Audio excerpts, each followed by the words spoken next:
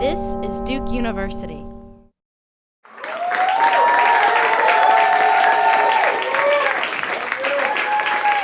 Thank you.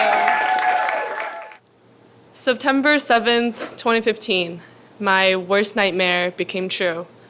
My grandpa, who raised me and taught me everything I knew and valued the most in my life, passed away at 3 o'clock in the morning, halfway around the world, with everyone he loved at his bedside, except for me.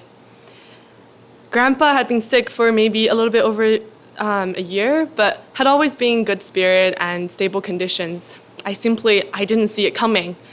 I actually didn't receive the news until 6 hours later with a single line WhatsApp message from my cousin.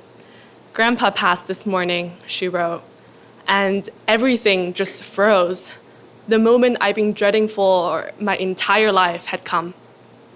No one considered Skyping me in and giving me the chance to say my last goodbye to the person I loved the most on this entire planet. They didn't want me to be distracted from my studies and convinced me not to go home for the funeral.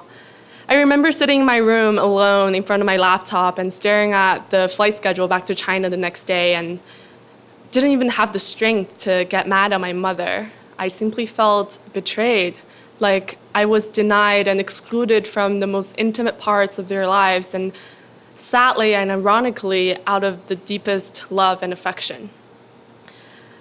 Sadly, this wasn't the first time that this had happened. Earlier this summer, I found out that my mom has early stage cancer. Accidentally, when I was scrolling through her phone and saw words like cancer and surgery and tumor on her text messages.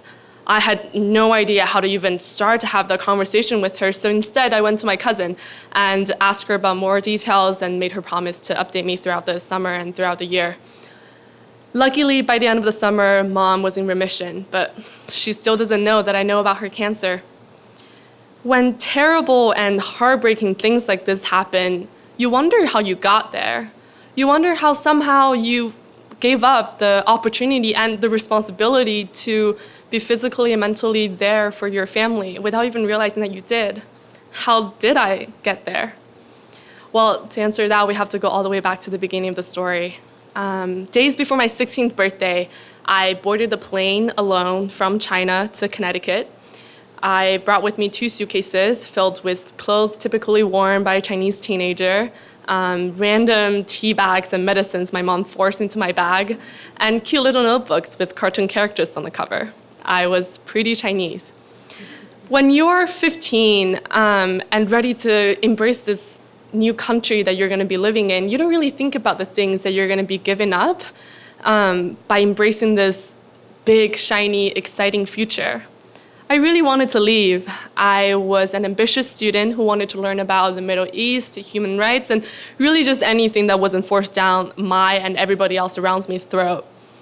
My parents wanted me to leave as well. They were educated and hated the Communist Party, hated the censorship, hated the pollution, and really just wanted me to go and find a better future for myself. So for the next 5.5 years, I first lived in Connecticut with the Holst family, became the sister of 3 crazy brothers, and later an adorable little sister. I first went to 70% Puerto Rican public school, and then later went to one of the richest and most selective boarding schools in the country. I started to backpack, and I started to backpack in the Jordanian desert and then in the Himalayan snow mountain. I started to work with NGOs in Palestine during the Israeli-Gaza war of 2014 and in Pakistan trying to eradicate corruption. I did everything on my own. I bought my own clothes, bought my own flights. I decided on my own what I want to study and where I want to go for a break. Hold on.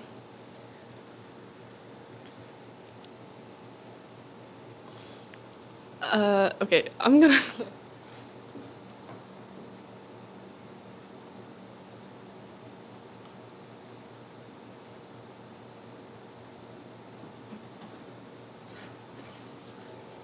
Thank you.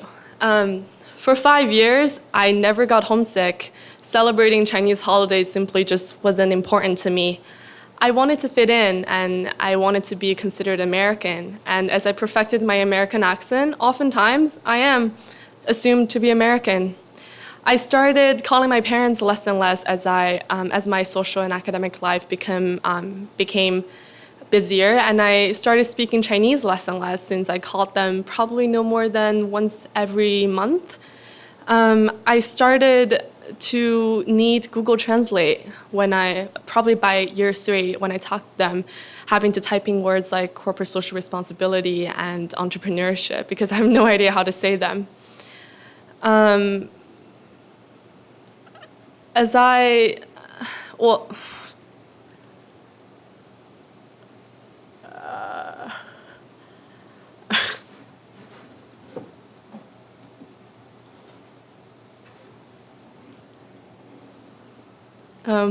I think at this point, it might sound like I'm the worst daughter than you can ever ask for, but it really wasn't like that.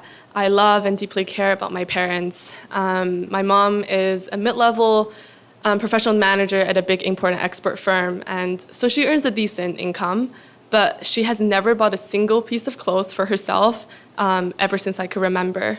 She is humble, ambitious, genuine, and kind, and exactly the kind of person that I still strive to be. But also exactly because of that, I always feel this intense guilt because of just the insane amount of money they put into my education and how high their expectations are of me. And I want to reach that expectation. And I know that they want me to become whoever I want to be and do whatever I'm passionate about. And if that means that I wouldn't have time to call them every night, I know that they're okay with it. So we established that trust. I might not call them every night, but whenever I have to make a major life decision, my mom is the last person that I call for the final approval and advice.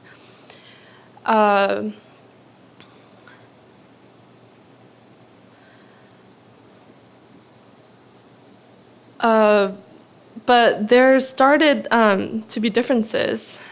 I remember showing my parents pictures of me and my friends because I really want them to remember the names of everybody important in my life. And my mom really hesitantly said to me once, "It's not that we're racist or anything, but could you not date a black guy?" My dad, for the life of him, could not understand why I keep going back to horrendously dangerous places like Palestine when an entire continent of Europe is still left unexplored. My dad didn't like the weight I gained from the American diet, didn't like the tan that I put on because it's considered inelegant in China, and oftentimes called me fat and ugly. As I grew up, I developed my emotional capacity and academic ability in a language that they aren't really fluent in. I started experiencing feelings of feeling misunderstood and ignored and lost and marginalized, and couldn't really verbalize my feelings in a language that I don't really speak on a daily basis anymore.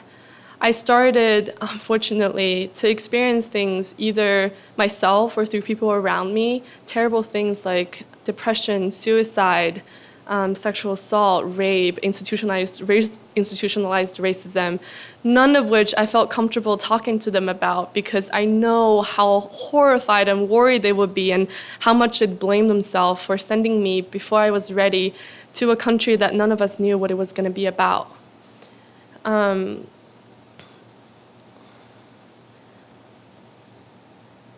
When Grandpa passed away, I became really, really sad that somehow my parents would think that they were protecting me while actually hurting me a lot more in the process. And I started to reflect on our relationships and how they evolved over the years. And suddenly, I realized that I was doing the exact same thing to them, denying them of the happy and sad and exciting and dreadful moments in my life out of protection of them. It's love, you know? They love me so much that the thought of me worrying about their health and their aging is so unbearable to them that they'd rather leave me in the dark for as long as they can. I love them so much that the thought of them staying awake at night and worrying about all these things that could happen on an American college campus is so unbearable to me that I'd rather hide it from them so that they don't beat themselves up for a decision of letting me go, a decision that we made together. In my mind, I'm like this kite. My parents made me, painted the colors, assembled the papers and sticks into something that would fly without breaking in thunders and storms. They lifted me up, let me ride the wind and fly higher and higher. From way up above, I started to see the world differently. I started to see new patterns and make new discoveries that they couldn't even imagine.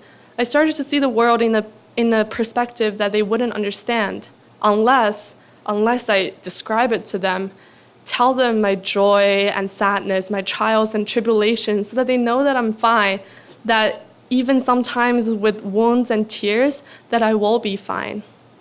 Maybe I'll have to yell really loudly sometimes in order for them to hear.